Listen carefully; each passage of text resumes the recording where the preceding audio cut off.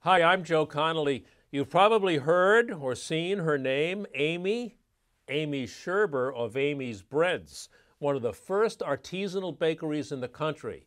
Well, now, maybe like you, Amy is learning how to deal with increased competition and lower profit margins.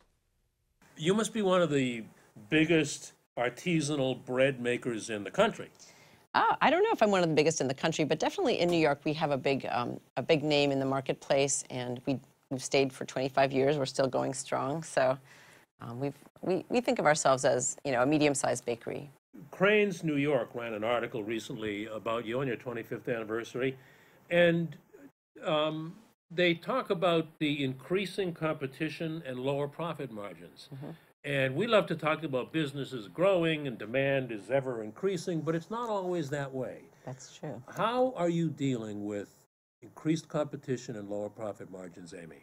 Well, it's a multiple layered thing, but what we do is, first of all, we make bread, but we found that having cafes is the other part that we need to, it helps us round out our selection. So we have a lot of great pastries, we have sandwiches, great coffee, drinks, and all of that. I have 3 stores and then 2 kiosks in the public library. And that's where we've really seen the competition is on that retail side, where you have espresso bars opening one after the other, coffee bars coming in from other cities that are, you have Fika and Maison Kaiser and Gregory's and Pret a Manger and all these places that do great lunch. And they open on this corner and then like 10 blocks later there's another and another. And we're kind of that small guy. We have 3 locations, we can't grow like that. So when our customers, they're very loyal, but some days they don't want to walk 3 blocks extra to get us. So we just feel that that has eroded our lunch business and our everyday coffee business. And it's really, it's frustrating because our products are amazing. They're really fresh. They're better than most of those places, but people are sort of fickle and they want something new. And so, Now, you have 3 stores of your own. yes. Is that a small portion of your total business? Is most of your business wholesale or Well, retail? it used to be 50-50, and it's always sort of a balance depending on the economy. So in great economies, when the wholesale business is thriving, usually the restaurants are thriving. Retail's kind of quiet because people are spending more money dining out. They're doing fine dining. They're going out to lunch, dinner.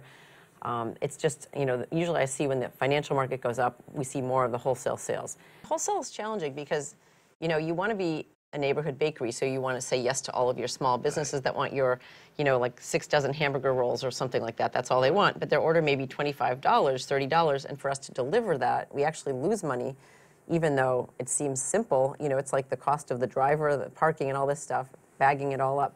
So our wholesale customers, a lot of them are small. They're little local cafes and things. And then we have some large ones, which are wonderful, big restaurants that order lots and lots of bread.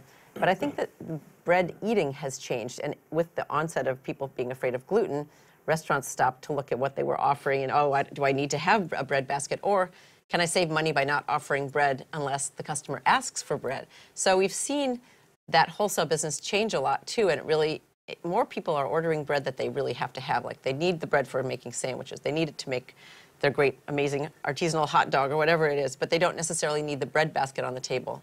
So, given all that, how do you grow or even stay in business? Fill it out for us. Good question. Well, I think really it's just looking at every single product and deciding if it's worthwhile to make it, thinking of a better way to do it, if there's a way to streamline the process and simplify it. We've looked at our staffing really closely because we can't be overstaffed. We can't have any kind of cushion in our staffing anymore. You really have to be very thoughtful about each thing you do. And then one of the things that's great about my company is that I work together with my husband. He's been working with me since 2000. He's our director of sales, and he's the one who knows all the chefs and is out there in all the restaurants talking with them. Whenever they have a problem, they contact him. He tells me, so it's mom and pop. We take care of it right away. So there's no bakery you can go to where you actually the owners are running the company and working there every single day of the week and caring so much about the bread and making sure that it's just what the customer wants. So, how do you stay happy and smiling and profitable with all of the issues of a very large, not a small business, a mid-sized business? 24/7, 365.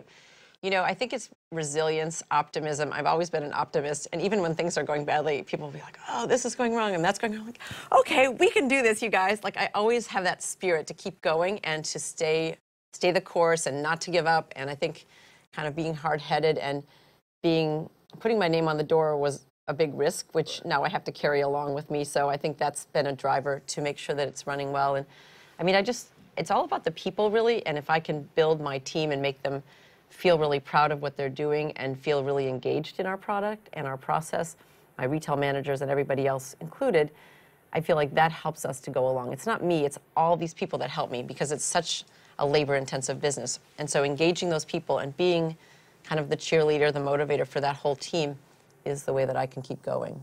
And I love my staff. I mean, my staff is what makes me happy, so.